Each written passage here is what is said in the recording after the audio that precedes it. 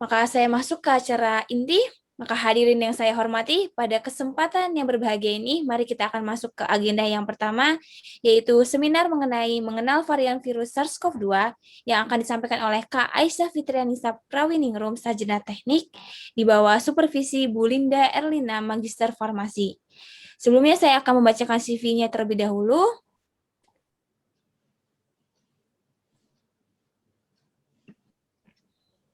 Ya, jadi Kak Aisyah ini merupakan dulunya adalah mahasiswa Biomedical Engineering di Institut Teknologi Bandung dan sekarang sedang menempuh program studi magister di Universitas Indonesia.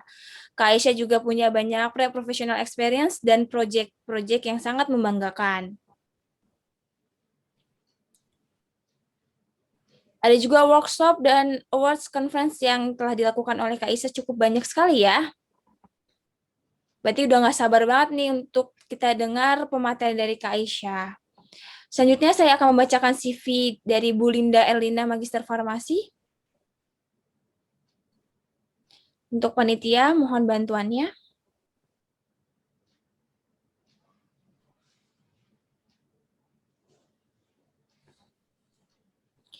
Jadi Bu Linda Magister Farmasi ini mohon ke bawah sedikit.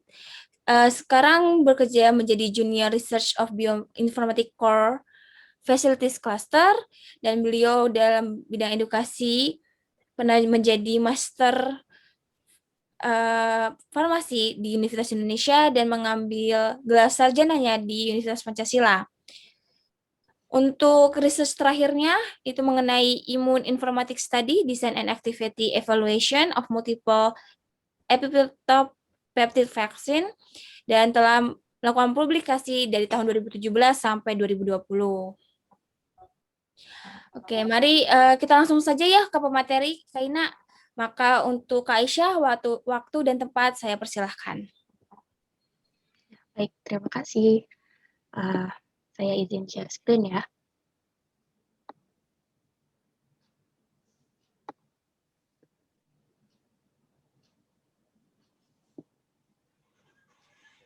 Sudah terlihat belum ya slide-nya? Belum Kak, masih. Belum Kak, mungkin masih loading. Oke. Sudah Kak Aisyah, Sudah. boleh langsung dimulai. Oke. Bismillahirrahmanirrahim. Perkenalkan, nama saya Aisyah Fitrianisa Prawiningrum. Assalamualaikum warahmatullahi wabarakatuh. Hari ini saya akan membahas mengenai varian-varian SARS-CoV-2. Nah, sebelum dimulai nih, saya pengen tanya dulu, ada yang tahu nggak bedanya SARS-CoV-2 dengan COVID-19? Coba. Ada yang tahu? Dan sering banget ya istilah-istilah kayak gitu, mungkin ada yang kira apakah sama atau beda?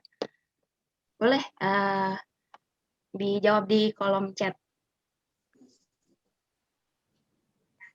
Kolom chat yang tahu ya. Ya. Nah, ya betul. SARS-CoV-2 itu virusnya. Dari ini Kak Yudi Saputra ya. SARS-CoV-2 itu virusnya. Dan COVID-19 itu penyakit yang disebabkan oleh virus SARS-CoV-2 ini. Nah, lalu yang dimaksud varian ini apa sih sebenarnya? Apakah emang beda banget atau gimana dari virus-virus sebelumnya? Nah, nanti kita bahas juga ya. Nah, dari situ. Oke, kita mulai. Nah, hari ini topik-topik yang akan kita bahas itu ada beberapa, ada tentang apa itu mutasi, kemudian mengapa sih virus itu bermutasi, kemudian juga apa yang membuat virus SARS-CoV-2 ini dia mudah bermutasi gitu. Dan juga kita pengen tahu nih dampak dari mutasi, apakah selalu berbahaya? Nah, kayak gitu. Terus juga kita akan belajar mengenai sistem penamaan varian baru dari WHO. Dan nanti ditutup dengan penutup. Oke, kita lanjut. Jadi kita mulai dari apa itu mutasi ya. Jadi sebenarnya mutasi itu perubahan materi genetik yang ada di dalam virus yang menyebabkan virus ini punya sifat yang berbeda. Jadi karena sifatnya berbeda, kita beri dia suatu nama baru, jadi muncullah varian baru gitu. Nah, perubahan materi genetik ini itu nanti dia bisa terbawa ke generasi-generasi selanjutnya gitu. Jadi mutasi ini sekalinya terjadi nanti akan terbawa terus deh, kayak gitu. Nah, selanjutnya kita akan membahas kenapa sih virus itu bermutasi gitu kan. Jadi virus ini punya materi genetik antara kalau nggak DNA ya RNA. Nah, terus virus ini dia ingin memperbanyak diri kan, tapi dia nggak bisa memperbanyak diri sendiri. Jadi dia harus masuk dan menginfeksi sel, terus dia pinjam segala sumber daya yang ada di dalam sel itu untuk kepentingan dirinya sendiri, yaitu memperbanyak diri. Dia nanti mereplikasi, mengcopy materi genetiknya itu di dalam sel. Nah, pada proses memperbanyak diri itu ada kemungkinan si virus ini salah mengcopy atau mereplikasi materi genetiknya, sehingga sifatnya virus yang baru ini dia bisa berbeda dari yang sebelumnya. Nah, ketika virus yang salah copy ini bereplikasi lagi, nah yang di-copy itu ya yang salah itu tadi. Jadi dia terbawa terus begitu, dan setiap kali virus ini memperbanyak diri, dia tetap punya kemungkinan untuk salah mengcopy lagi. Jadi varian ini akan terus ada kemungkinan varian ini muncul selama si virus ini dia terus memperbanyak diri gitu. Nah, lalu kenapa sih SARS-CoV-2 ini mudah sekali bermutasi? Kan kita kayak sering dengar ya dari berita-berita gitu, munculnya varian baru SARS-CoV-2 gitu. Kok sering banget sih headline kayak gitu muncul gitu. Nah, jadi ceritanya SARS-CoV-2 ini dia itu virus RNA, dia materi genetiknya RNA. Kalau kita kan DNA. Nah, RNA ini dia tuh sifatnya lebih mudah bermutasi memang. Jadi karena dia punyanya RNA, terus habis itu dia juga memperbanyak diri selama di dalam sel. Nah, kemungkinan untuk salah mereplikasi diri itu yang menyebabkan munculnya varian-varian yang baru. Gitu. Nah, lalu apa sih dampak dari mutasi gitu kan? Apakah selalu berbahaya? Sebenarnya sih enggak. Bisa aja justru kayak tidak berpengaruh apa-apa, masih sama, sifatnya masih bisa sama. Kemudian bisa juga dia malah lebih lemah dalam hal menginfeksi kita. Tapi yang lebih mengkhawatirkan itu kalau mutasinya berubah menjadi lebih berbahaya. Artinya gimana nih? Virus ini dia sifatnya itu lebih mudah menginfeksi misalnya, jadi kita lebih mudah tertular. Terus dia bisa luput dari tes diagnosis. Maksudnya, jadi gini, kita lagi tes nih, tes COVID. Terus si virus ini jadi pinter nih mengelabui tes diagnostik kita. Jadinya yang kita kira keluarnya negatif gitu ya, kita udah kepedean nih, oh kita negatif kok. Terus habis itu kita keluar deh main atau kumpul-kumpul makan bareng gitu. Ternyata kita positif. Nah, itu bahaya banget ya. Jadinya kita bisa menularkan virus SARS-CoV ini karena kita nggak tahu kan. Nah, terus selanjutnya bisa juga dia luput dari sistem imun. Nah, sistem imun ini kan pertahanan tubuh kita ya. Nah, kalau sistem imun kita itu nggak tahu kalau kita lagi diserang virus, nah kerusakan-kerusakan yang disebabkan oleh virus ini malah nantinya jadi lebih fatal gitu karena sistem imun kita nggak tahu kalau kita lagi diserang virus gitu. Nah, juga vaksin. Jadi dengan munculnya varian yang lebih berbahaya ini bisa jadi perlindungan dari vaksin itu menurun. Jadi nggak bisa melindungi kita dari varian yang baru. Dan juga terapinya juga kalau misalnya kita terinfeksi varian virus yang lebih berbahaya, pengobatannya bisa jadi lebih susah dan kondisi kita gejala dan kondisi saat kita terinfeksi SARS-CoV ini jadi lebih lebih parah gitu. Nah, itu dia. Nah, kemudian ini kita lanjut bahas tentang sistem penamaan baru. Jadi sebelumnya itu kan kalau pernah dengar ya di berita-berita itu nama varian virusnya tuh B117, B1617. Nah, itu kan agak susah ya untuk diingat. Jadi WHO membuat sebuah sistem penamaan baru pakai huruf Yunani supaya lebih mudah diingat. Dan varian ini digolongkan menjadi dua berdasarkan sifatnya, yaitu varian of interest dan varian of concern. Nah, kita bahas dulu tentang varian of interest ya. Jadi varian of interest ini merupakan varian virus yang lagi dipantau karena dalam tanda kutip menarik perhatian. Kenapa? Karena dia ini memiliki gen khas yang diprediksi mempengaruhi penyebarannya, kemudian diagnosisnya, terapi, dan juga bisa luput dari sistem imun. Dan yang kedua, dia terbukti jadi penyebab kenaikan kasus di suatu wilayah tertentu. Gitu. Nah, ada beberapa varian of interest yang sudah ditemukan. Ini kita langsung cepat aja ya. Jadi di Amerika itu ada Epsilon dan Iota, kemudian di Peru ada Lambda, varian Lambda, di Brazil ada Zeta, di Inggris itu ada Eta, dan di India ada Kappa, dan di Filipina ada varian Theta. Nah, kita lanjut masuk ke varian concern ya. Nah, varian concern ini merupakan varian virus yang memprihatinkan atau mengkhawatirkan karena dia itu selain punya sifat-sifat yang sama kayak varian of interest tadi, dia juga punya sifat lain yang lebih berbahaya gitu daripada varian of interest. Nah, contohnya itu dia lebih sulit dideteksi. Kemudian dia juga lebih tahan nih dengan terapi-terapi COVID. Kemudian dia juga bisa menurunkan perlindungan dari antibodi infeksi sebelumnya atau vaksinasi. Nah, kemudian dia juga terbukti menyebar lebih cepat, bisa sampai ke daerah lain bahkan ke beda negara gitu ya. Dan juga terbukti memperparah gejala dan kondisi COVID. Nah, kita masuk. Jadi ada 4 varian of concern ini. Nah, yang pertama itu namanya varian Alpha dari Inggris. Nah, dia ini sifatnya itu 50% lebih menular daripada virus SARS-CoV sebelumnya. Dan juga berdasarkan data rawat inap, yaitu meningkatkan keparahan gejala dan kondisi COVID gitu. Dan selanjutnya terapi antibodi monoklonal ini tidak begitu mempan terhadap varian ini. Nah, terapi antibodi monoklonal ini sebenarnya ini sih belum ada di Indonesia, tapi udah diuji di luar negeri gitu. Nah, yang di Indonesia apa?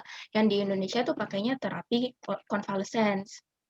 Nah, terapi plasma convalescence ini bisa saya jelaskan singkat aja. Jadi, ketika kita terinfeksi SARS-CoV, terus kita kan kena COVID. Nah, selesainya kita kena COVID itu, tubuh kita menghasilkan sebuah antibodi yang bisa mencegah kita untuk tertular virus yang sama gitu. Dan antibodi ini bisa kita donorkan ke orang lain. Singkatnya sih begitu. Nah, untuk lebih lengkapnya sebenarnya besok ada topik mengenai plasma konvalesen.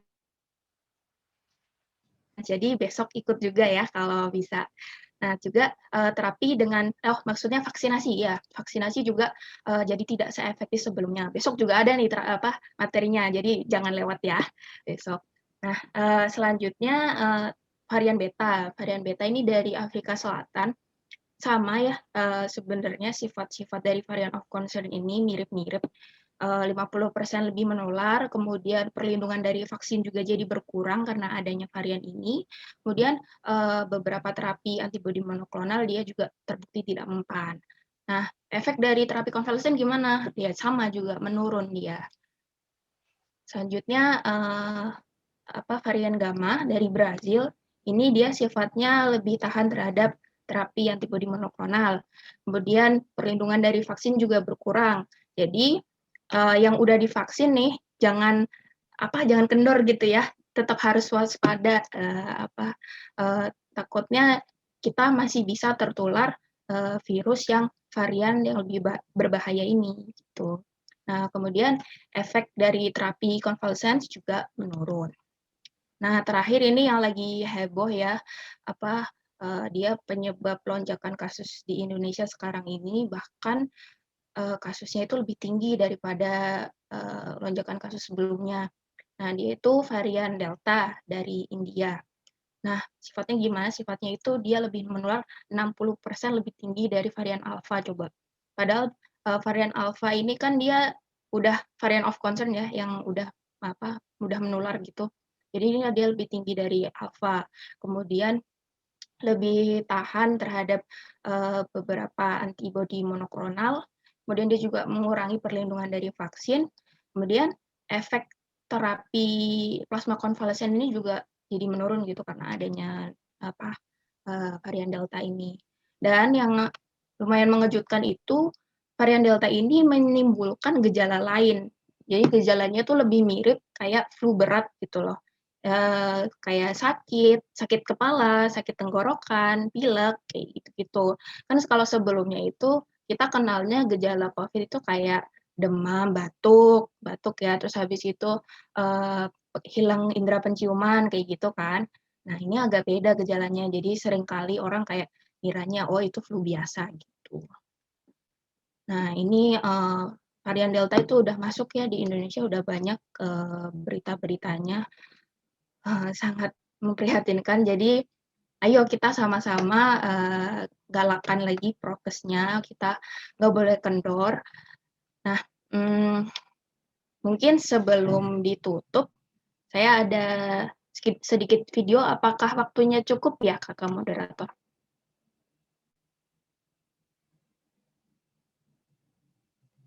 Tersisa 1 menit lagi. Oh, kayaknya cukup sih, singkat doang kok, sebentar ya.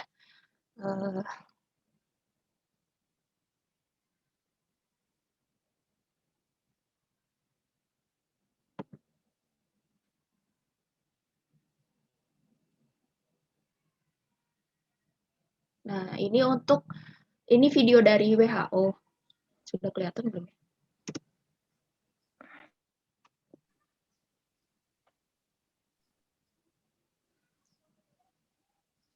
Jadi ini ada video dari WHO tentang cara kita mencegah supaya tidak muncul lagi varian-varian baru dari COVID. Nah, ini yang izin bertanyakan.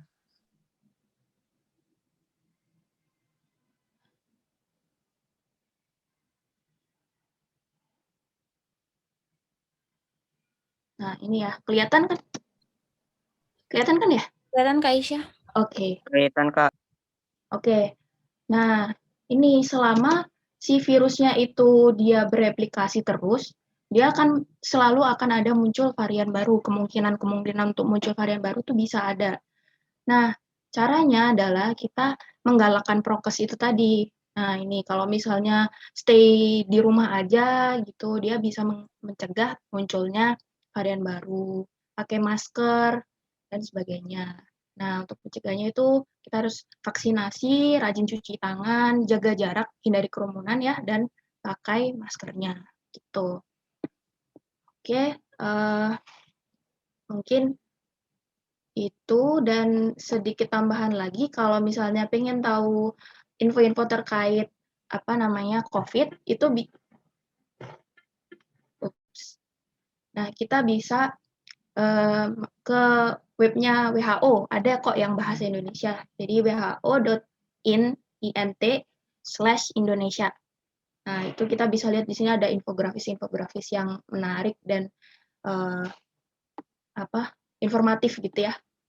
Oke, itu saja mungkin dari saya. Apabila ada kesalahan kata-kata, saya mohon maaf. Semoga bermanfaat. Wassalamualaikum warahmatullahi wabarakatuh. Waalaikumsalam warahmatullahi wabarakatuh. Terima kasih untuk narasumber kita yang pertama, Kak Aisyah. Kemudian tidak perlu berlama lagi, kita langsung menginjak ke agenda acara yang selanjutnya ya. Sesi kedua seminar mengenai pentingnya penerapan 5M dan vaksinasi SARS-CoV-2 dalam upaya pencegahan, penularan, dan penyebaran virus SARS-CoV-2 di masyarakat, yang akan disampaikan oleh Kak Wisnu Tafroji, Sarjana Sains, di bawah supervisi Dr. Budiman Bella, spesialis mikrobiologi klinik. Berikut saya akan bacakan CV singkatnya.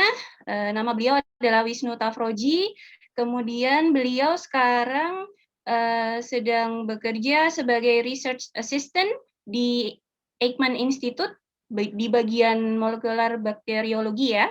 Kemudian beliau juga sudah banyak sekali melakukan research atau penelitian-penelitian sejak tahun 2016 hingga sekarang. Kemudian untuk scientific publikasinya ada banyak sekali, baik nasional maupun internasional. Kemudian untuk Kak Wisnu, mungkin apakah sudah siap? Siap, Mbak Ina. Oke, baik. Silahkan kalau begitu waktu dan tempat kami persilahkan. Baik, terima kasih. Saya izin share screen untuk menampilkan presentasi saya. Baik, sebelum saya mulai, tadi sempat perlu menarik sih di garis bawahi bahwa si virus itu memiliki resiko bermutasi gitu. Jadi dia awalnya baik-baik saja, terus bermutasi jadi lebih ganas. Dan ternyata mutasinya itu secara tidak langsung kita yang ikut ngebantu gitu. Gimana sih cara ngebantunya? Nah, coba nanti saya jelaskan di presentasi saya kali ini. Jadi presentasi saya kali ini akan lebih ke sharing atau berbagi pengetahuan saya tentang sedikit tentang COVID dan vaksinasinya, dan bagaimana sih penerapan protokol kesehatan pemerintah kita yang tadinya sebenarnya 5M waktu pertama kali saya mengajukan judulnya, tapi ternyata sudah direvisi oleh pemerintah menjadi 6M dengan menambahkan tidak makan bersama di protokol kesehatannya sebagai upaya pencegahan penularan virus SARS-CoV-2 di masyarakat. Nah, sekarang gimana sih sebenarnya? Mari kita sama-sama mengerti dulu kasus COVID di Indonesia itu gimana gitu. Awalnya tuh kita pernah mengalami penurunan kasus COVID, yaitu sekitar bulan Januari dan Februari. Itu bagus banget tuh, kita sudah protokol kesehatannya jalan, PPKM program pemerintah ditaati, yang Jawa dan Bali, sehingga kurvanya menurun dari bulan Januari ke Februari. Tapi ternyata setelah Lebaran, setelah timbulnya kasus, bukan Lebaran, setelah timbulnya kasus kenaikan COVID-19 di India, kita mengalami kenaikan lagi nih sekitar awal bulan Juni gitu. Nah, parahnya lagi ternyata kasus yang berikutnya ini itu juga dilaporkan banyak di anak-anak gitu. Tidak hanya di orang dewasa gitu. Jadi sekarang mungkin ada adik-adiknya yang masih SD, masih SMP, atau masih SMA, itu harap berhati-hati gitu. Karena varian yang baru ini itu tidak hanya menginfeksi orang dewasa gitu, ternyata anak-anak juga. Dan pemerintah sudah mengkonfirmasi gitu, ternyata yang menyebabkan infeksi ini, kenaikan kasus COVID ini adalah varian Delta gitu, di mana varian Delta ini yang cukup heboh di India sampai sekitar laporan 400.000 kasus per harinya gitu. Di mana sekarang kita dari tanggal 24 Juni ini hingga tanggal 30 Juni kita belum mengalami penurunan sama sekali kasus yang terkonfirmasi di Indonesia, yaitu masih di atas sekitar 20.000. Kalau pada tanggal 24 Juni itu 20.574, sedangkan pada tanggal 30 Juni, akhir Juni kemarin ditutup dengan 21.807 gitu. Jadi kurvanya kita masih ada di atas ini, masih naik terus, jadi belum turun seperti India. Nah, tujuan dari protokol kesehatan ini kita terapin dengan baik sehingga kasusnya tidak sampai separah India, yaitu sampai 400.000 gitu. Jadi partisipasinya bukan hanya dengan pemerintah, tapi kita juga yang ikut berperan untuk menekan laju kasus COVID-19 di Indonesia ini gitu. Dan ingat, kurva kita masih terus naik, jadi belum turun gitu. Jadi penting banget memahami bagaimana fungsi dari protokol kesehatan 6M ini dan vaksinasi si COVID-19 itu sendiri gitu, vaksinasi si virusnya gitu. untuk menurunkan kurva kita supaya tidak sampai di titik 400.000, dan itu bahaya banget gitu. Nah, saya mengutip pernyataan menarik dari WHO. Jadi ternyata laju mutasi virus yang tadi Kak Aisyah jelaskan itu berbanding lurus dengan semakin banyaknya virus yang bersirkulasi di masyarakat kita gitu. Jadi kalau misalnya penerapan protokol kesehatan 6M kita rendah dan kita semakin menyebarkan virus, maka resiko virus tersebut mengalami mutasi itu semakin tinggi. Kenapa semakin tinggi? Karena semakin banyak virus yang mengalami perbanyakan diri di satu individu. Kalau satu individu, kalau 10 individu, resikonya akan semakin tinggi lagi menciptakan varian baru atau variasi virus yang baru. Kemudian nanti kalau ada 1 juta, kalau ada 20.000 orang yang positif atau berapa orang, nah itu peluangnya akan semakin tinggi untuk membuat varian baru dari si virus gitu. Jadi di sini secara tidak langsung kita ikut andil nih, apakah kita akan mendukung virus dengan tidak menaati prokes dan tidak vaksinasi untuk menciptakan variasi baru dari si virus itu sendiri, atau kita tidak mendukung virus, kita mendukung sama manusia gitu, dengan menerapkan protokol kesehatan 6M dan melakukan vaksinasi gitu, dan menghentikan persebaran virus di masyarakat kita. Dengan begitu, laju pembentukan variasi virus yang baru itu akan turun resikonya gitu. Tidak ada varian delta yang lain atau bahkan yang lebih kuat dari delta gitu. Nah, saya akan jelaskan di kesempatan kali ini ada 3 topik bahasan. Pertama, virusnya itu sendiri bagaimana, kedua, penerapan program 6M ini, dan ketiga, peran vaksin dalam pencegahan penularan si SARS-CoV-2 ini. Oke, kita mulai dengan virusnya itu sendiri. Tadi sudah dijelaskan dengan baik oleh Kak Aisyah bahwa virus SARS-CoV-2 ini adalah virus RNA. Beda dengan DNA, seperti yang kita punyanya tuh materi genetiknya adalah DNA. DNA itu lebih stabil dibandingkan RNA. RNA misalnya dalam bukan 2 kali sih, dalam berapa ratus ribu pembentukan misalnya, itu ada kemungkinan mengalami mutasi dan menimbulkan variasi virus yang baru gitu. Tapi tidak selamanya mutasi ini akan menjadi virus yang kuat gitu. Tapi yang perlu digarisbawahi juga, tidak selamanya mutasi ini selalu lemah gitu. Contohnya adalah timbulnya varian Delta. Gimana terjadinya mutasi gitu? Nah, mutasi misalnya contohnya saya sederhanakan seperti ini. Misalnya materi genetik si virusnya itu awalnya adalah CGU. Ketika dia memperbanyak diri sampai akhirnya dia salah nih. Awalnya kan CGU, terus tiba-tiba yang kebentuk GGA gitu. Nah, ini muncul variasi virus baru gitu. Nah, virus baru ini kan ada 2 kemungkinan. Dia bisa lemah atau dia bisa jahat banget gitu, kuat banget. Contohnya di varian Delta ini gitu. Nah, di varian Delta ini kenapa sih dia lebih ganas gitu? Bahkan kalau kita berpapasan sama orang yang bawa COVID dan dia nggak pakai masker aja, itu bisa ketular gitu. Dimana kita udah pakai masker gitu. Apa sih yang bikin dia jahat banget gitu kan? Nah, ternyata di virus SARS-CoV-2 ini ada protein yang mengenali reseptor di dalam tubuh kita gitu, dalam semua sel yaitu reseptornya namanya AC2.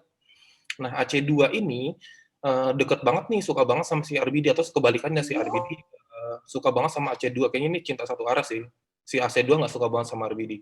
Nah, tiba-tiba si RBD yang normal-normal aja itu bermutasi. Jadi RBD 62 itu punya si varian Delta gitu. Nah, RBD 62 itu dia lebih suka banget sama AC2 dibandingkan yang RBD normal gitu.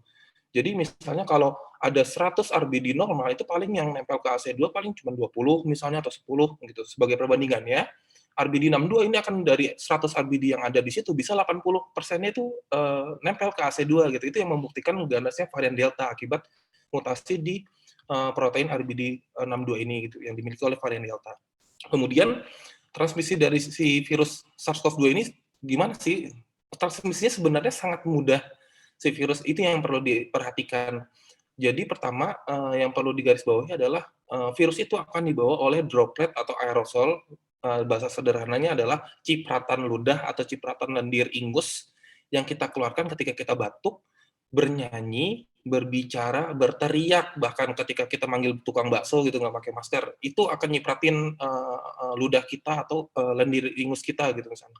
Atau lagi bersin misalnya. Nah, di sini dari semua kegiatan itu mereka akan menghasilkan droplet atau yang tadi lendir-lendir dan saliva-saliva yang mengandung si virus. Semakin besar aktivitasnya, mulai dari bernapas itu akan menghasilkan droplet yang sangat rendah sampai dia bernyanyi dengan lantang ke sebelah sini, itu akan menghasilkan droplet yang lebih tinggi dibandingkan dengan kita bernapas biasa. Bahkan bernapas biasa aja kayak gitu aja udah ngeluarin virus gitu. Makanya kalau kita nggak pakai masker, itu kita akan mudah menulari virus itu ke orang lain, atau bahkan orang lain yang nggak pakai masker akan mudah tertular dengan keberadaan si virus ini gitu.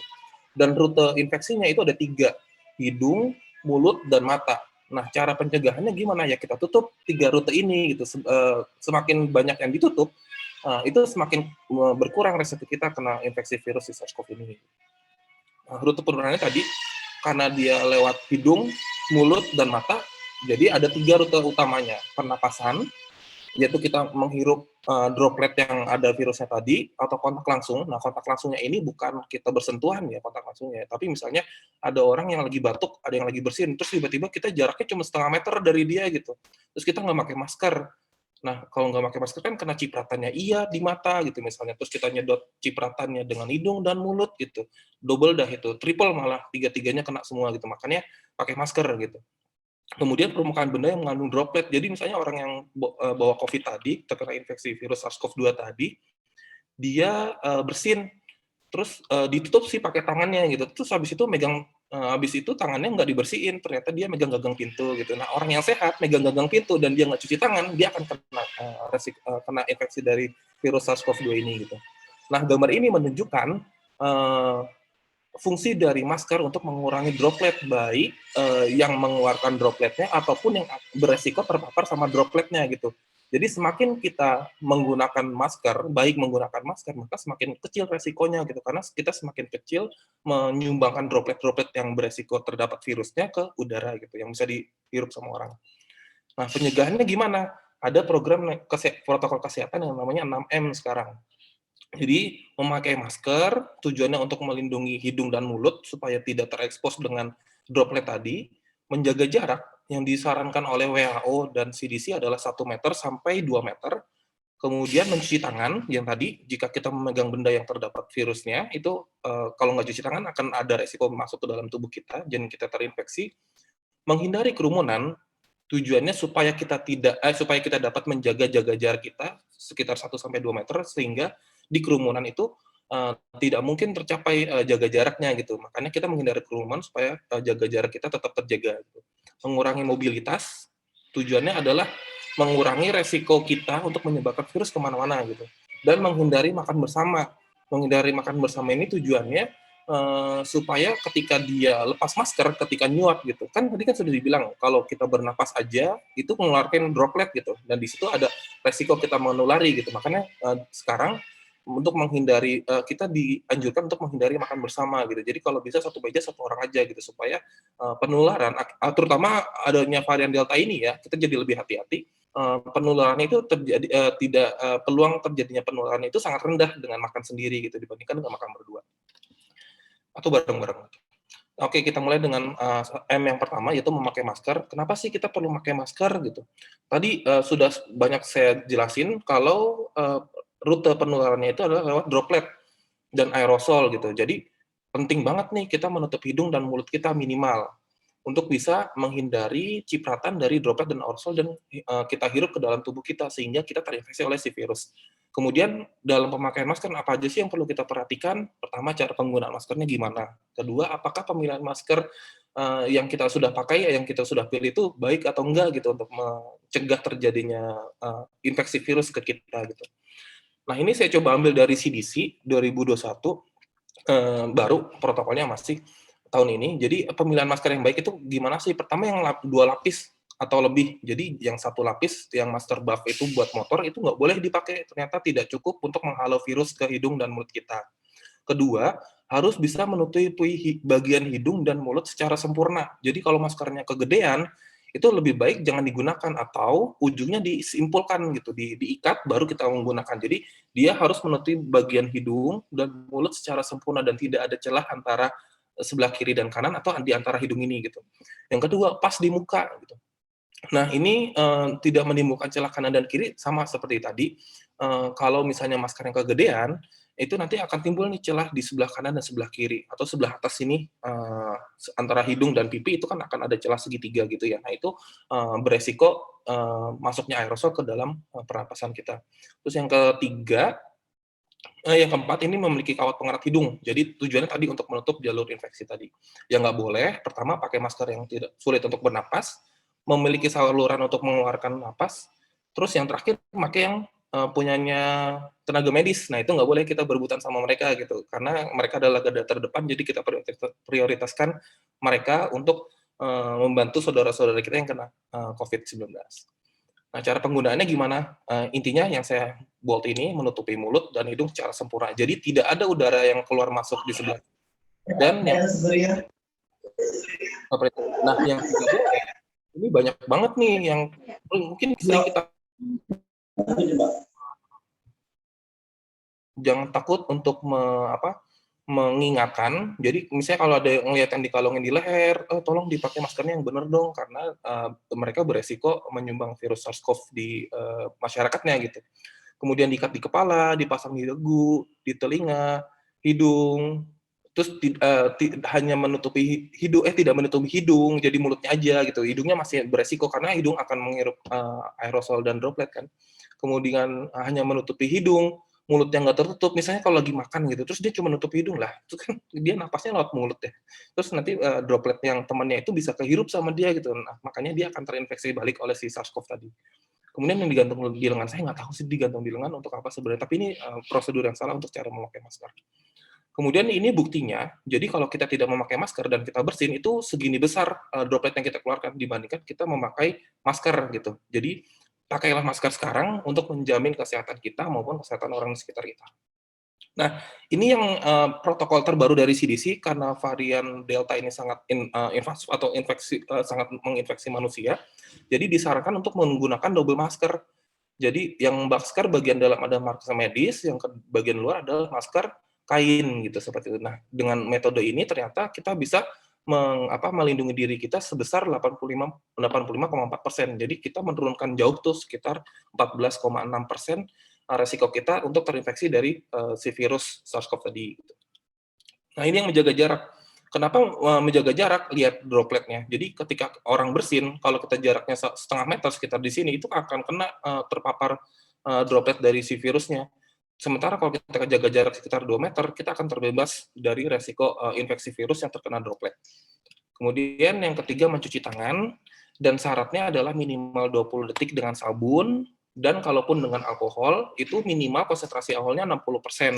Mohon diingat kalau misalnya beli alkohol yang di tangan itu untuk luap tangan, kita lihat konsentrasi alkoholnya berapa gitu. Kalau misalnya hanya 50%, mending tidak usah digunakan karena kurang efektif. Berdasarkan WHO, minimal 60%, seperti itu.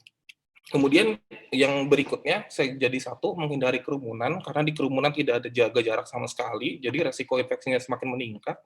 Mengurangi mobilitas, supaya mencegah virusnya tersebar semakin luas, dan menghindari makan bersama. Nah, ini lihat nih, mau berkumpul semua, coba ini pada arisan COVID, ini namanya bukan makan bersama. Seperti itu.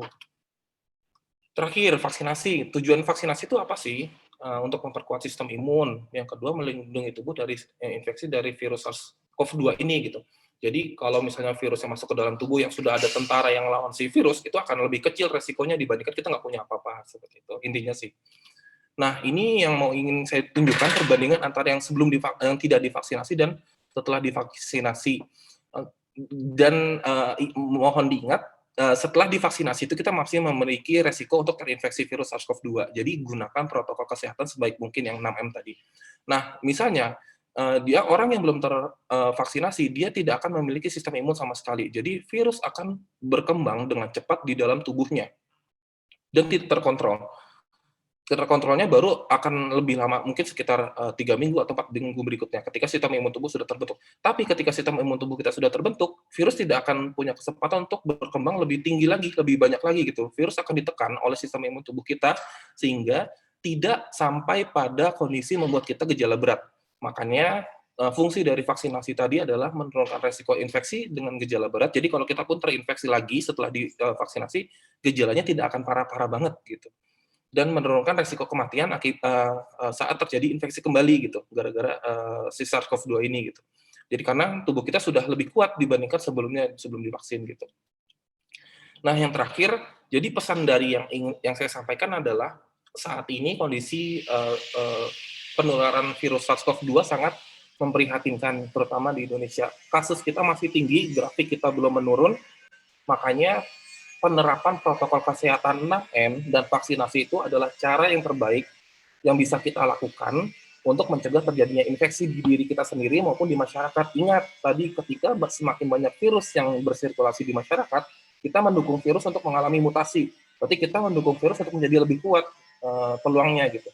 Makanya mulai dari sekarang terapkan protokol kesehatan, terutama daerah yang kasus-kasusnya tinggi, dan kalau sudah masuk usia vaksinasi dan bisa divaksinasi, vaksinasi sekarang juga.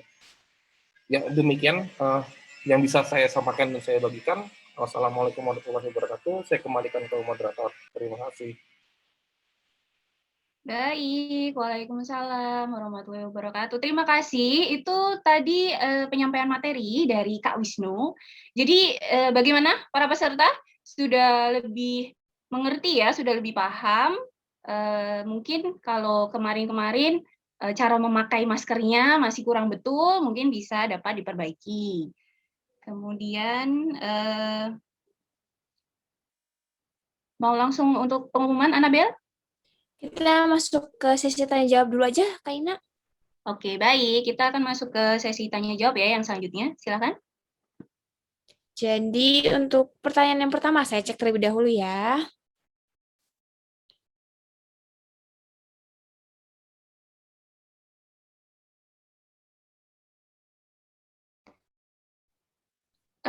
Untuk Oke, yang pertama, sebelumnya. untuk ya kenapa Kak Ina? Tunggu sebentar. Mungkin saya minta waktunya sedikit. Kita sambut dulu ya. Kami sudah kedatangan wakil kurikulum dari SMA 89 Jakarta. Ada Ibu Widian dari Eka. Selamat datang, Ibu. Kemudian untuk hari ini kebetulan Dr. Budiman Bella tidak dapat menghadiri karena ada satu dan lain hal. Jadi mungkin ada Dr. Vera Ibrahim yang nantinya akan mendampingi sesi tanya jawab kita pada hari ini. Baik, mungkin itu saja Kak Anabel. Silakan. Baik, terima kasih Kak Ina. Kita lanjut aja langsung ke sesi tanya jawab ya. Untuk pertanyaan pertama untuk Kak Aisyah, saya gabung ya untuk pertanyaan Kak Adinda Esther Julianti dan Kak Faiza Azmi. Pertanyaan pertama adalah, jika ada orang mati terkena virus COVID-19, apakah virus tersebut ikut mati atau tidak? Dan berapa lama ya virus tersebut bertahan di barang atau bahan? Terima kasih, boleh langsung dijawab Kak Aisyah? Ya, terima kasih pertanyaannya. Bagus sekali pertanyaannya. Jadi, tadi sudah dijelaskan ya, virus itu dia memperbanyak diri di dalam sel. Karena dia butuh sumber daya yang ada di dalam sel untuk memperbanyak dirinya sendiri. Nah, kalau orang meninggal, itu selnya kan lama-lama akan mati ya. Jadi, virusnya ini sudah nggak punya sumber daya yang mencukupi untuk memperbanyak dirinya sendiri. Jadi lama-lama dia akan berkurang dan mati juga gitu. Nah, untuk berapa lamanya misalnya dari droplet gitu-gitu, itu setahu saya sekitar 3 jam. Mungkin nanti bisa dikoreksi ya. Setahu saya sih 3 jam untuk yang ada di udara atau di cipratan-cipratan kayak gitu. Nah, itu. Semoga menjawab ya. Baik, terima kasih Kak Aisyah. Untuk Kak Adinda dan Kak Faiza, apakah masih ada yang kurang dan ingin ditanyakan? Apa sudah cukup?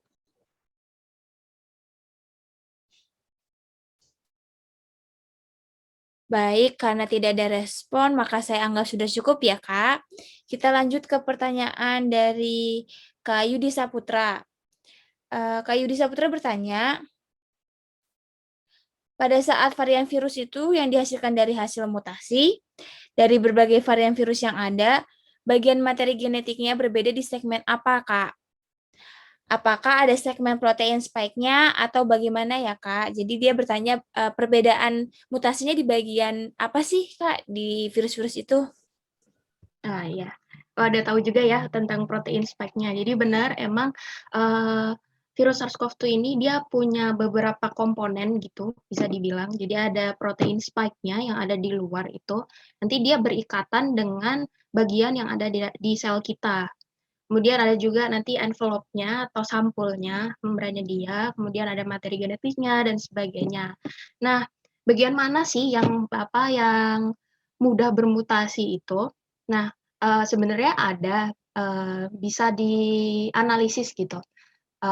Protein-protein yang mudah bermutasi, mudah bervariasi, dan juga protein-protein yang dia memang dijaga supaya integritas dari virus ini tuh terjaga gitu intinya. Jadi yang protein-protein yang mudah bermutasi itu antara lain ya memang protein spike ya, protein spike, terus ada nanti protein spike itu namanya protein S biasanya, terus ada nanti protein M, protein N. Nah, itu tuh nanti dia bisa kita analisis gitu, mana sih yang mudah bermutasi. Terus terkait vaksin. Jadi vaksin ini kan sebagai bentuk pencegahan ya sebelum kita terkena COVID. Nah, pembentukan antibodi ini dia itu spesifik sekali dengan antigen yang menyerang dia. Jadi ketika ada antigen, misalnya antigen masuk menyerang kita, terus habis itu sistem imun kan membuat antibodi gitu ya, yang spesifik terhadap antigen ini. Jadi kalau vaksinnya ini dia terlalu spesifik juga, nanti hasilnya adalah kita hanya terlindungi dari strain-strain tertentu saja. Namun vaksin itu biasanya dikembangkan berdasarkan protein-protein yang tidak mudah bermutasi sehingga perlindungannya itu bisa lebih luas gitu dengan strain-strain lainnya dan varian-varian lainnya gitu. Jadi vaksin-vaksin ini kebanyakan sih tidak yang spesifik sekali ya desainnya. Jadi desainnya itu diusahakan supaya bisa mencakup strain-strain yang lain, bahkan yang belum muncul sekalipun. Cuma nanti pada pengaplikasiannya atau implementasinya tetap masih bisa. Jadi kita harus waspada begitu, meskipun sudah divaksinasi, kita tetap harus jaga protokol kesehatannya supaya kita tidak tertular varian-varian baru yang lebih ganas gitu. Siapa tahu kita masih bisa kena gitu kan. Gitu. Semoga menjawab ya.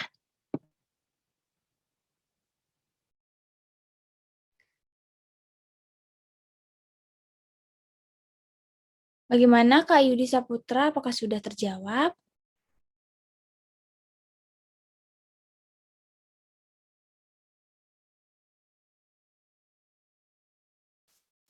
Oke, karena tidak ada respon, kita lanjut ke pertanyaan ketiga untuk Kak Aisyah. Apakah orang yang terinfeksi COVID-19 dari varian lama bisa terinfeksi varian baru, dan apa pengaruh pada keefektivitas vaksin, di mana jenis vaksinnya dibuat sebelum munculnya varian baru? Nah, ya, itu tadi udah sempat saya singgung ya. Jadi kalau kita terinfeksi virus SARS-CoV yang berbeda, itu masih ada kemungkinan kalau yang menginfeksi kita itu berbeda, apalagi lebih ganas. Jadi memang kita harus hati-hati begitu ya dengan adanya varian virus yang lebih mudah menular begitu. Dan takutnya juga gejalanya itu lebih parah begitu loh daripada yang varian-varian lain. Jadi memang masih bisa terinfeksi varian virus yang lain kalaupun kita sudah pernah terinfeksi SARS-CoV-2 yang lainnya sebelumnya. Jadi ya itu tadi tetap harus jaga prokesnya supaya tidak tidak tertular gitu dengan varian-varian yang baru. Nah, selanjutnya tentang efektivitas vaksin. Ya, seperti yang sudah saya jelaskan sebelumnya, ini banyak ya yang pertanyaannya tentang vaksin. Sebenarnya besok itu ini loh lebih ini lagi tentang vaksin ini lebih dijelaskan lebih jelas lagi besok, ada materinya dengan Dokter Theo ya. Jadi kalau bisa besok, ikutan juga, tapi saya jelasin singkatnya aja. Nah iya, betul, memang tadi kan sudah ada di, presentasi kalau varian-varian baru ini bisa menurunkan efektivitas dari vaksin. Nah iya, karena itu tadi, desain dari vaksin sebelumnya, karena memang mutasi ini kan kejadiannya lumayan acak ya. Kita nggak tahu, dia bakal bermutasi seperti apa, itu benar-benar acak. Kita, tidak bisa memprediksi dengan jelas gitu, memprediksi dengan pasti mutasi yang terjadi. Makanya vaksin yang didesain itu dia berusaha untuk memakai protein dari virus yang tidak mudah bermutasi. Artinya protein-protein yang memang dijaga oleh si virus ini supaya dia tetap virus SARS-CoV gitu loh, tetap integritasnya sebagai virus SARS-CoV tuh tetap terjaga. Nah, makanya yang diambil itu protein-protein itu, supaya vaksinnya lebih proteksinya lebih luas gitu. Nah, terkait mutasi yang ganas itu ya memang mau gimana lagi ya, memang dia tuh ganas begitu, dalam hal ini penularannya juga, terus dalam hal memperparah gejala, seperti itu. Jadi memang, selain vaksin, juga kita harus ingat tadi yang dipresentasikan oleh Kak Wisnu, 6M, begitu. Ya, semoga menjawab. Baik, terima kasih Kak Aisyah. Boleh kita lanjut aja Kak Ina ke pertanyaan untuk Kak Wisnu untuk sementara ini. Oke, baik. Kak Wisnu sudah siap. Saya lihat dulu ya untuk daftar pertanyaan yang sudah masuk. Bentar. Nah, oke, baik. Yang pertama nih, Kak Wisnu, ada dari Bapak Sapri. Berapa negara yang terindikasi terpapar varian virus SARS-CoV-2 ini? Nah, kira-kira Kak Wisnu tahu nggak nih berapa negara yang dimasukkan oleh Pak Sapri? Waduh, berapa ya? Banyak banget, Pak. Banyak banget sih, Pak. Jadi, untuk yang varian terbaru aja itu laporan terbarunya ada 80 negara, sudah tersebar di 80 negara. Itu yang baru, yang, kayaknya, berkaitan dengan statusnya pandemi gitu. Kalau itu kan, akan berkaitan dengan hampir, kasusnya itu kalau endemi itu kan baru di daerahnya aja gitu. Terus ada yang lebih besar lagi, pandemi. Pandemi biasanya udah kasus seluruh dunia, sih, Pak. Jadi makanya, naik level dulu waktu sejarahnya kalau kita flashback lagi di belakang, awalnya cuman statusnya sebagai endemi di Cina aja, tapi ketika tiba-tiba sudah terjadi laporan di beberapa negara, statusnya sampai pandemi gitu. Nah, itu pandemi itu biasanya sudah banyak banget negaranya sudah terkena Pak Sapri gitu. Jadi kalau secara angka pastinya saya tidak yakin berapa, yang jelas di atas 80 negara karena varian terbaru yang dilaporkan itu sudah di 80 negara gitu. Seperti itu, Pak Sapri. Jadi kasusnya karena sudah pandemi itu pasti sudah banyak negara yang sudah terkena infeksi dari si virus SARS-CoV-2 ini. Seperti itu, Pak Sapri. Semoga menjawab. Iya. Bagaimana Pak Sapri? Ada tanggapan? Itu sekarang kan ada di luar negeri. Sekarang sedang ramai pertandingan sepak bola Euro ya. Itu kan ramai penontonnya, terlihat tidak seperti tanpa masker gitu. Apakah di negara mereka tidak terjangkit virus seperti ini? Terima kasih. Baik Pak, terima kasih banyak. Wah ini Bapak nonton Piala Euro malam ya Pak. Jadi sebenarnya gantung dari protokol kesehatan mereka. Jadi pertama vaksin mereka, apakah yang perlu kita kaji lagi, apakah vaksin mereka sangat efektif gitu. Setahu saya sekarang di Amerika aja deh Pak, belum ke Eropa ya. Ke Eropa kan vaksinnya juga sudah lebih bagus. Di Amerika aja mereka yang sudah divaksinasi dan vaksin mereka yang lumayan dilaporkan memiliki efisiensinya tinggi sekitar 98%, itu mereka sudah punya protokol untuk bisa melepas masker mereka jika di dalam satu ruangan itu sudah divaksinasi semua gitu. Jadi mungkin saja panitianya itu pasti sudah mempertimbangkan hal tersebut, entah protokolnya karena mereka sudah divaksinasi jadi boleh menonton misalnya, atau pemainnya sudah konfirmasi apakah mereka membawa virus SARS-CoV-2 atau enggak dengan PCR misalnya, seperti itu. Yang jelas pasti dengan mengadakan acara tersebut mereka akan menerapkan protokol kesehatannya mereka, seperti itu Pak Sapri. Jadi tidak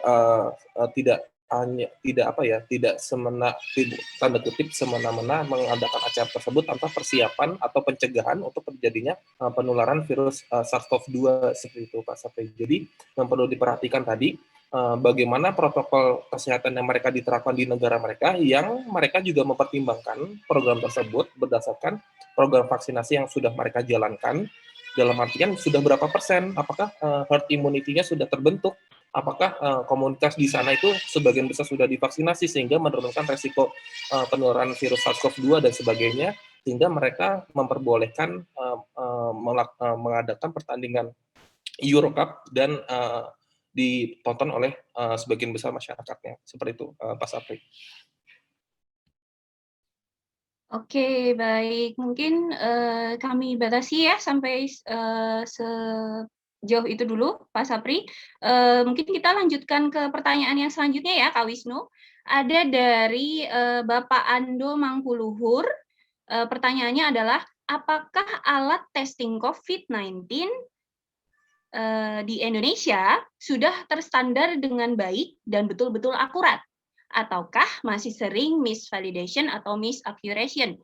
Karena semua orang yang tidak bergejala signifikan pasti terdeteksi positif atau reaktif ketika ditesting dengan swab antigen maupun swab PCR. Dan yang lebih heran lagi, ada hasil swab antigen positif tetapi hasil swabnya negatif dengan hasil swab antigen yang positif, mungkin swab antigen negatif di PCR, namun ketika dicek ulang ternyata positif. Jadi bagaimana? Mohon penjelasannya. Baik, dengan Bapak siapa tadi, Mbak Ina? Bapak Ando. Bapak Ando. Baik, Bapak Ando. Jadi sebenarnya ada lembaga yang meregulasi pemakaian dari rapid test antigen tersebut atau kit-kit yang selama ini beredar di masyarakat.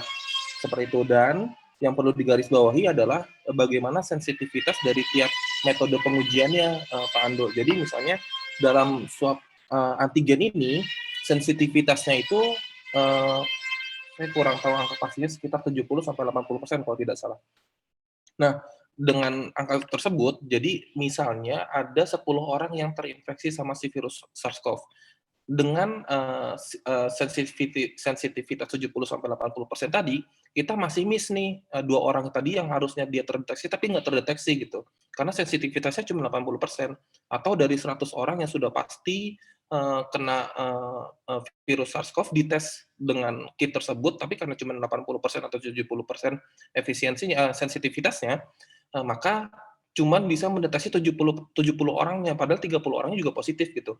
Nah, itu yang disebut sebagai sensitivitas dari alat uji deteksinya, Pak. Jadi tidak heran kita menemukan kasus di mana swab antigennya negatif, tapi ketika dikonfirmasi dengan PCR hasilnya positif gitu, karena yang lebih sensitif itu yang PCR, Pak Ando.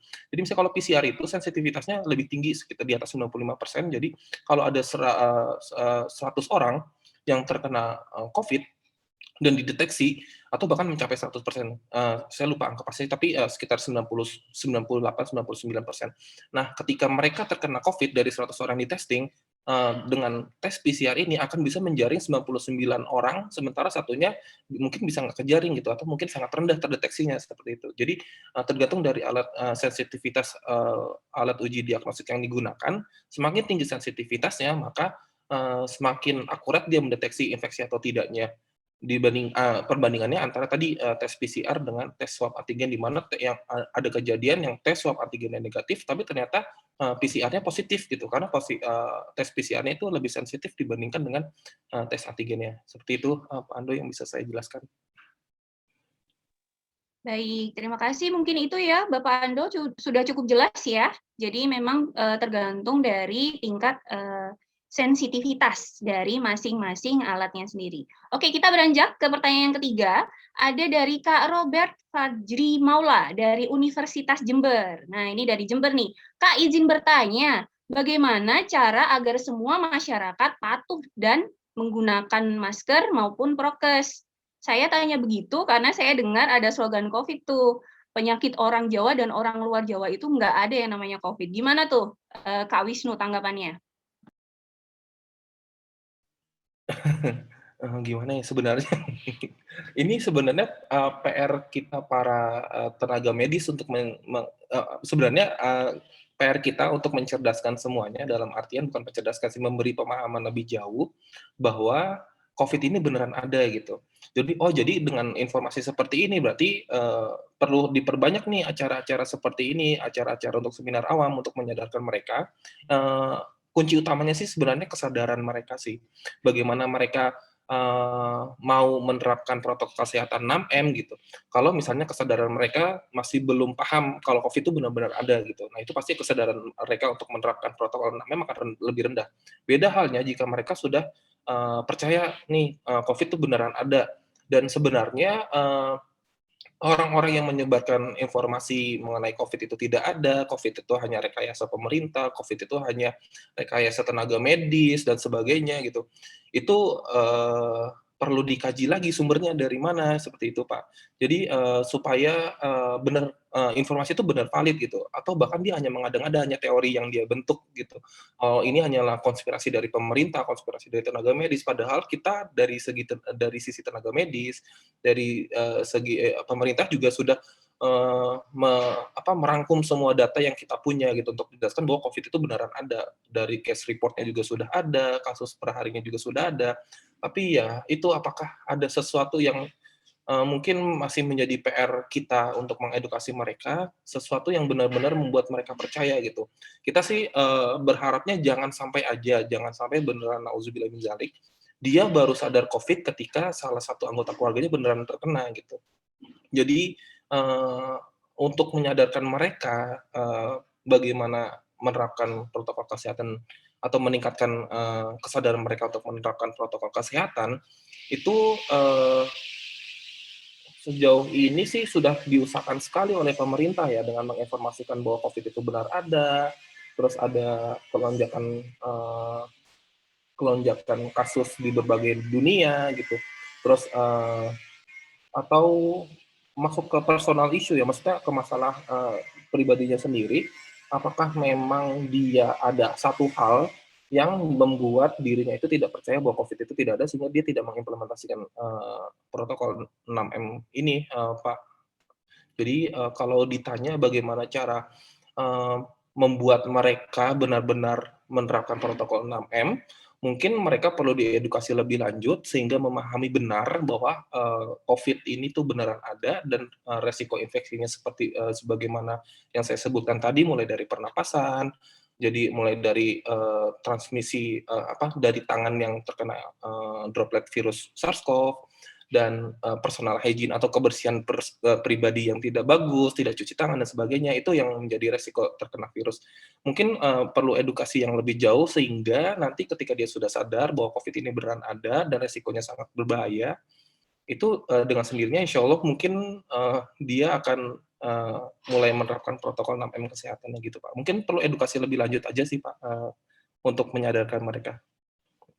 Terima kasih. Semoga membantu ya, Pak. Terutama yang di Jember katanya kasusnya lagi tinggi ya, Pak. Semoga cepat turun di Jember kasusnya. Ya, amin, amin, amin. Semoga Indonesia keadaannya lebih membaik ya, Kak Wisnu. Oke, baik. Selanjutnya ada pertanyaan dari Muhammad Slamet Yahya. Pertanyaannya adalah kasus kematian akibat vaksin COVID-19. Apakah disebabkan oleh vaksin atau ada gejala lain? Nah, bagaimana tanggapan dari narasumber nih tentang kelompok anti vaksin tersebut? Apakah itu melanggar hukum? Mungkin singkat saja, Kak Wisnu, silakan. Kalau dari melanggar hukum, saya kurang tahu bagaimana menjawabnya, apakah itu sudah masuk ke ranah hukum atau belum. Tapi yang jelas dia gimana ya? Dengan menyebarkan isu itu malah jadi mempengaruhi seseorang untuk tidak vaksinasi gitu. Padahal vaksinnya itu sangat penting di zaman seperti sekarang, COVID-nya tinggi gitu. Dan kasus kematian karena vaksin, jadi yang perlu diingat adalah vaksin itu ketika dimasukkan ke dalam tubuh, vaksin itu ada jenisnya macam-macam. Ada yang kita masukin RNA virusnya, ada yang kita pakai virusnya tapi sudah dimatikan, jadi dia nggak bisa menginfeksi kita lagi, tapi itu keseluruhan virusnya. Ada yang cuman proteinnya aja, seperti Kak Aisyah tadi bilang, subunit proteinnya aja gitu. Nah, di antara semua ini pasti akan ketika dimasukkan ke dalam tubuh mereka kan zat asing ya, jadi tubuh kita tuh nggak kenal gitu.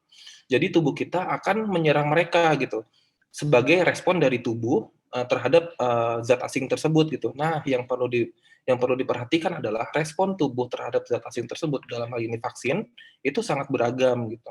Dan ketahanan tubuh terhadap responnya itu juga sangat beragam gitu. Dan sejauh ini prevalensi persentasenya itu sangat rendah.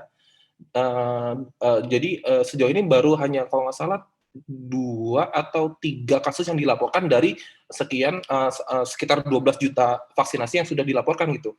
Dan itu kemungkinan besar bukan karena vaksinnya, tapi kemungkinan respon dari tubuhnya itu memang yang sedang tidak bagus, atau dia akhirnya tidak kuat merespon itu dan sebagainya. Itu sebetulnya perlu kajian lebih lanjut, Pak, karena tidak bisa kita langsung menyimpulkan, oh ini vaksinnya bahaya gitu, tapi 12 juta sisanya yang divaksin tidak apa-apa gitu. Jadi yang perlu digarisbawahi adalah tadi tiap vaksin yang diberikan ke orang itu akan memicu respon tubuh yang berbeda-beda seperti itu. Jadi entar ada panas, ada pusing, ada pegel atau dan sebagainya. Dan respon tubuh itu apakah tolerable, maksud tolerable dapat ditoleransi oleh tubuh kita sendiri atau tidak, seperti itu. Tapi sebagian besar sudah terbukti di 12 juta orang dan itu baik-baik saja seperti itu, Pak. Jadi menurut saya vaksinnya tidak bermasalah. Terima kasih. Oke, baik. Ini untuk pertanyaan yang terakhir ya, Kak Wisnu. Ada dari Kak Rogeri, mahasiswa Akademi Bakti Kemanusiaan Palang Merah Indonesia. Wah, ini ada 3 pertanyaan nih, Kak. Tolong disimak ya. Yang pertama, apakah orang yang terpapar virus COVID yang sudah bermutasi akan memicu reaksi pembentukan antibodi baru yang bermutasi juga? Atau tetap membentuk antibodi yang sama dengan yang terpapar dari virus COVID yang sebelumnya, yang belum bermutasi. Begitu. Kemudian, mau dijawab langsung atau ditulis dulu mungkin, Kak Wisnu? Boleh. Yang pertama ini, jadi apakah jika kita, ini kondisinya sudah tervaksinasi atau belum ya?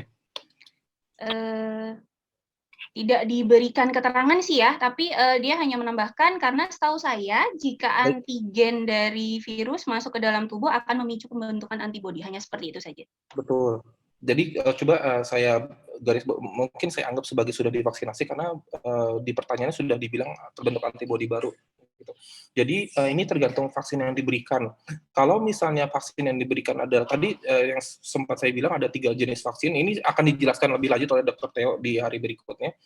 Vaksin RNA, vaksin whole virus tapi yang sudah dimatikan, jadi virusnya tidak akan aktif di dalam tubuh manusia, dan vaksin subunit bagian tertentu aja dari si virus. Dalam hal ini misalnya protein spike atau protein yang lainnya gitu, envelope protein misalnya dan sebagainya. Nah, kalau misalnya yang divaksinkan adalah vaksin RNA atau vaksin virus aslinya, itu kemungkinan antibodi yang terbentuk itu lebih variatif, jadi lebih banyak jenisnya dibandingkan vaksin subunit gitu. Karena kalau subunit akan cuma terhadap protein tersebut yang disuntikan ke dalam tubuh aja gitu. Sementara kalau vaksin RNA nanti dia akan membuat virus tapi yang tidak aktif gitu. Jadi kalau vaksin RNA itu virusnya tidak aktif dan fungsinya akan sama seperti vaksin yang kita gunakan sekarang gitu, si Sinovac. Jadi si Sinovac itu pakai whole virusnya. Jadi virus semua dimasukin ke dalam tubuh, tapi virusnya sudah tidak aktif. Yang perlu digarisbawahi, virusnya sudah tidak aktif, jadi tidak membahayakan bagi tubuh.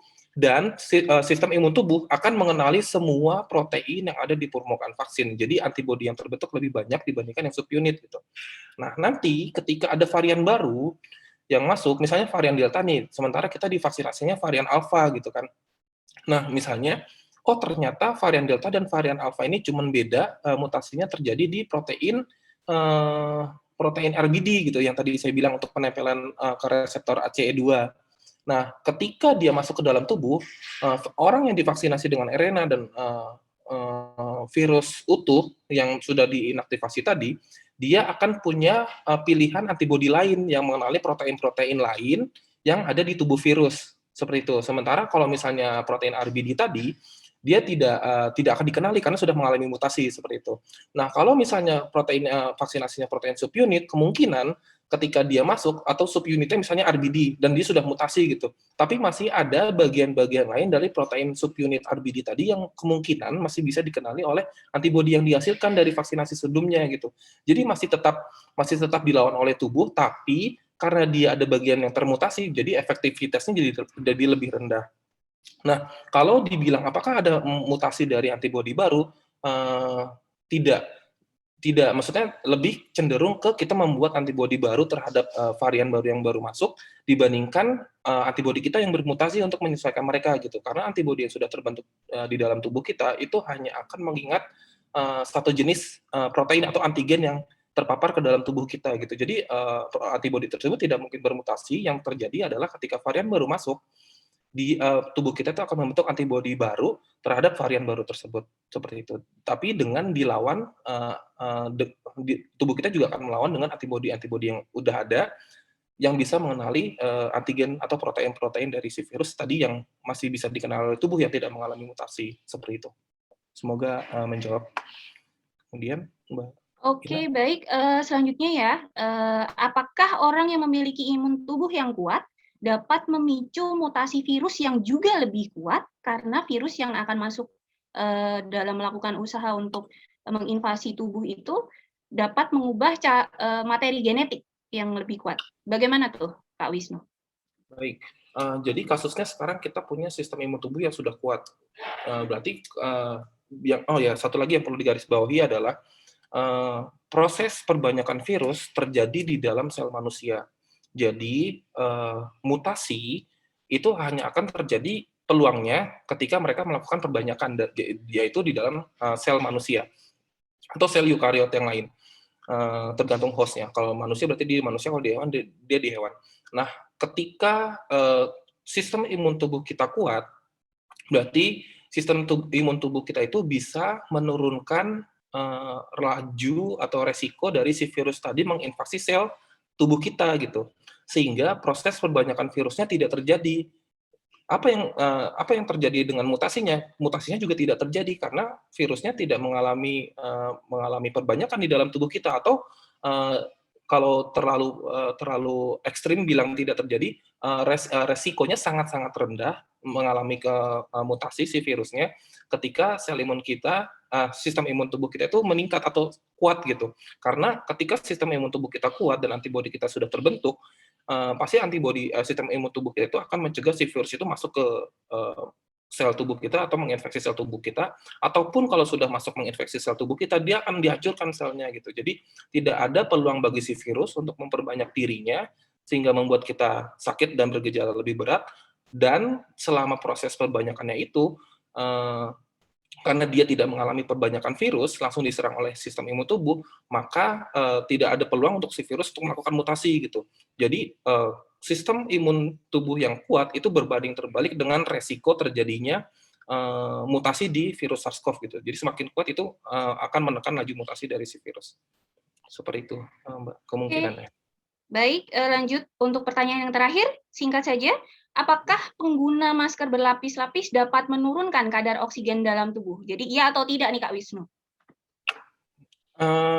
Kemungkinan besar bisa. Jadi misalnya kalau makanya CDC dan WHO menyarankan hanya menggunakan satunya masker medis, yang satunya masker kain gitu. Tidak dua-duanya masker medis.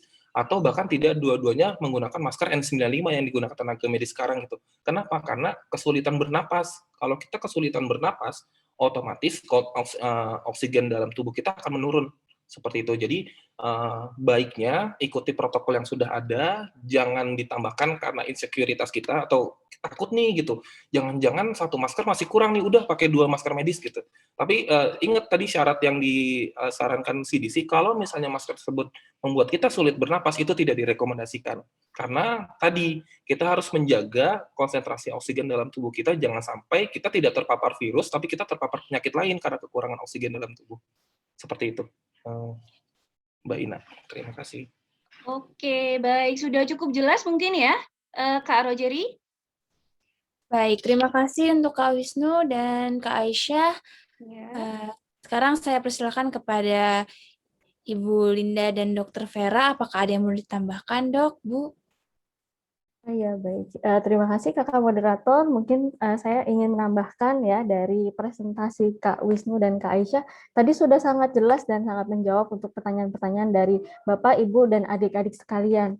Nah, ini mungkin saya tambahan aja, kalau tadi Kak Wisnu ada 6M, mungkin saya akan nambahin 1M-nya lagi, yaitu menerapkan gaya hidup sehat, makan bergizi, berolahraga, dan juga berpikir positif. Ingat, kita adalah sebagai agen, virusnya mungkin ada di dalam tubuh kita sendiri. Oleh karena itu, kita yang bertanggung jawab atas tubuh kita sendiri, jangan sampai virus yang tidak kelihatan itu bisa menular kepada orang lain. Kan sayang ya, nanti menular ke orang tua, atau ke adik kita, atau ke nenek kita, atau ke tetangga kita. Nah, itu menjadi tanggung jawab kita untuk tidak menyebarkan virus. Jadi kita sadar diri, seperti itu. Nah, kemudian memang saya melihat ada beberapa pertanyaan di sini yang mungkin belum tadi terjawab oleh narasumber. Kalau misalkan memang di masyarakat itu sangat sulit untuk menerapkan prokes, yaitu tadi kita mulai dari diri kita tularkan ke keluarga kita, kemudian ke teman-teman kita, ke lingkungan kita, dan makin lama itu akan makin menyebar seperti itu. Jadi memang harus dimulai dari kesadaran diri sendiri. Terus kemudian tadi ada yang bertanya mengenai berapa lama virus itu bisa hidup di permukaan. Nah, tadi sudah dijawab oleh Kak Aisyah, kalau di udara sekitar 3 jam, karena virus itu nanti bisa turun, jatuh ke bawah. Nah, kalau tadi melalui droplet, yang seperti disampaikan oleh Kak Wisnu, kalau jaraknya kurang dari 1,8, dia bisa menyebarnya lebih cepat, seperti itu. Atau bisa langsung terkena ke orangnya.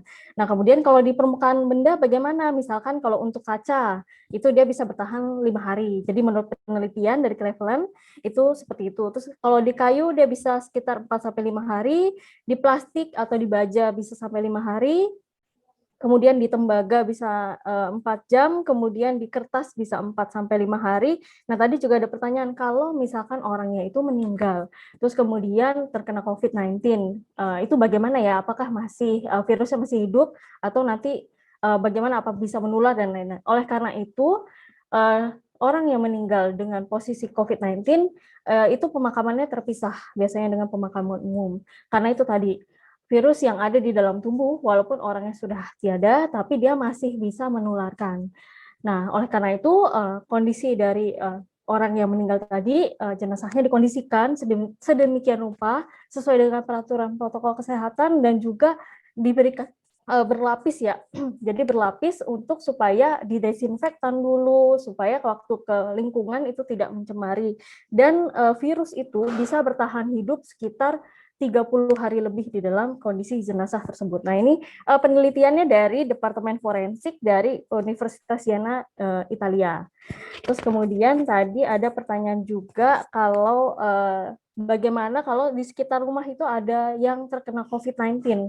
Nah, ini memang mungkin kita sekarang sudah merasakan tetangga kita, depan rumah kita, belakang rumah kita itu terkena COVID-19. Nah, itu bagaimana kita menjaga diri dan keluarga kita supaya tidak terkena atau tertular. Yang pertama tadi sudah 6M itu harus dijalankan. Terus kemudian di rumah kita bisa lakukan desinfektan. Nah, jadi sudah ada desinfektan yang beredar di pasaran, itu bisa digunakan. Jadi kita desinfektan rumah mungkin yang biasanya pel-pelan cuma pakai air biasa, kita tambahkan desinfektan. Terus kemudian menjaga prokes tadi 6M, kalau misalkan memang tidak penting banget keluar, diusahakan di rumah saja. Terus kemudian tadi makan minum bergizi, olahraga, berpikir positif, dan senantiasa selalu berdoa. Kemudian yaitu tadi, imun tubuh yang kuat akan menurunkan virus.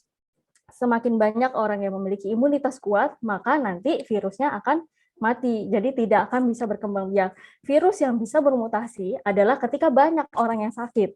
Semakin banyak orang sakit, misalkan kasus pertama di Wuhan, China, nah itu kan banyak sekali kasus yang terjadi. Nah, kita tahu juga penduduk China itu banyak sekali mereka bermigrasi ke negara-negara lain. Nah, dari situlah justru semakin banyak orang yang sakit, semakin banyak virus itu bermutasi. Jadi kita harus menghindari supaya virus itu bermutasi jauh lebih banyak begitu. Terus kemudian tadi ada yang kasus COVID-19 di Euro 2020 ya Pak. Nah, ini saya kemarin memang sempat nonton juga. Jadi itu memang benar-benar penuh sekali stadionnya dan orang-orang tidak menggunakan masker. Tadi Kak Wisnu sudah menjelaskan memang kalau di sana itu sistemnya adalah mereka sudah meminta surat atau dites dulu sebelum penontonnya itu masuk. Terus kemudian mereka menyerahkan juga surat vaksinasi. Jadi kalau di negara-negara lain sudah banyak vaksinasinya lebih tinggi daripada di Indonesia. Nah, namun di sana ternyata kemarin saya juga melihat berita yang terbaru baru 16 jam yang lalu itu kalau ada sekitar 4.000 orang yang terdeteksi positif saat menonton pertandingan Denmark versus Belgia. Nah, itu jadi mereka itu juga bagusnya ada sistem tracking. Seperti kita ada sistem pelacakan. Jadi ketika dilacak ternyata ribuan penonton, tadi yang 4.000 itu positif COVID-19. Dari situ di tracking kira-kira siapa ya yang duduknya bersebelahan dengan mereka. Nah, itu juga akan dilakukan pelacakan dan dilakukan tes sehingga diketahui berapa jumlah real dari penonton pada saat itu di stadion itu yang terkena COVID-19. Nah, ini sebenarnya menjadi pertimbangan juga bagi dari UEFA ya. Jadi Persatuan Konfederasi dari bola. Nah, itu mereka akan melihat kasus COVID-19 ini kalau memang sangat tajam, maka mungkin di pertandingan-pertandingan berikutnya akan jauh dikurangi jumlah penontonnya seperti itu. Dan mungkin nanti akan disuruh memakai masker atau seperti apa. Jadi nanti otoritas lembaga-lembaga itu akan melihat dari kasus-kasus yang muncul setelah pertandingan-pertandingan sebelumnya. Oke, baik. Kemudian untuk gejala-gejala vaksin tadi ya, yang ada demam, terus pusing, terus mungkin menggigil, nah itu memang adalah gejala yang umum. Jadi tadi kalau misalkan kita sedang menerima vaksin baru, mungkin kalau selain yang vaksin COVID-19, kita juga pernah menerima vaksin yang sebelum-sebelumnya. Nah itu memang ada reaksi yang umum karena tubuh kita beradaptasi, seperti itu. Mungkin dari saya cukup sekian, Kakak Moderator, untuk tambahannya. Mungkin terima kasih untuk panitia dan semuanya yang menyelenggarakan acara ini. Baik, terima kasih Kak Linda. Kemudian mungkin untuk Dr. Vera, mohon izin apabila ada yang ingin ditambahkan. Ya, terima kasih. Selamat siang semuanya. Assalamualaikum warahmatullahi wabarakatuh. Saya rasa tadi apa yang dijelaskan oleh kakak-kakak narsum sangat baik sekali dan jelas ya dan mudah dipahami. Demikian juga dengan tambahan dari Bu Linda. Saya panggil Bu Linda ya. Jadi sudah cukup jelas. Memang itu yang perlu kita patut sadari bahwa tanggung jawab bahwa untuk penularan COVID ini tidak hanya pada individu masing-masing, tapi juga tanggung jawab semua orang. Jadi kalau hanya 1-2 yang ngerjakan, yang lain tidak, itu sama percuma ya. Jadi ada yang memang harus dikerjakan individu, ada yang harus dikerjakan oleh masyarakat dan pemerintah. Nah, itu semua harus bersinergi untuk kita bisa menghalau virus SARS-CoV-2 ini dan mengakhiri pandemi ini. Jadi tadi kalau tadi penggunaan tes PCR yang dilakukan untuk mendeteksi itu sebetulnya spesifik. Saya melihat tadi ada yang bertanya apakah kalau lagi flu berpengaruh apa enggak? Karena tes ini spesifik mendeteksi virus SARS-CoV-2, tentu virus yang lain tidak terdeteksi ya. Jadi jangan takut untuk masalah itu. Kemudian kalau mengenai yang nonton bola, tadi Bu Linda sudah jelaskan, saya nggak nonton bola, jadi nggak tahu sebab. Tapi saya bayangkan bagaimana pertandingan tersebut. Nah, kita jangan melihat bahwa di sana nonton bola boleh tuh nggak pakai masker. Nah, pasti mereka ketika membuka acara tersebut tadi sudah dijelaskan Bu Linda bahwa ada persiapan-persiapan tertentu yang tentunya bertujuan untuk mencegah terjadinya penularan. Ya, meskipun demikian tadi juga sudah dijelaskan bahwa tetap ada saja yang lolos yang bisa penularan. Tapi mereka tentu sudah punya sistem yang bagus dan kemungkinan sudah hampir seluruh orang divaksin. Jadi kondisi dari setiap negara itu berbeda-beda.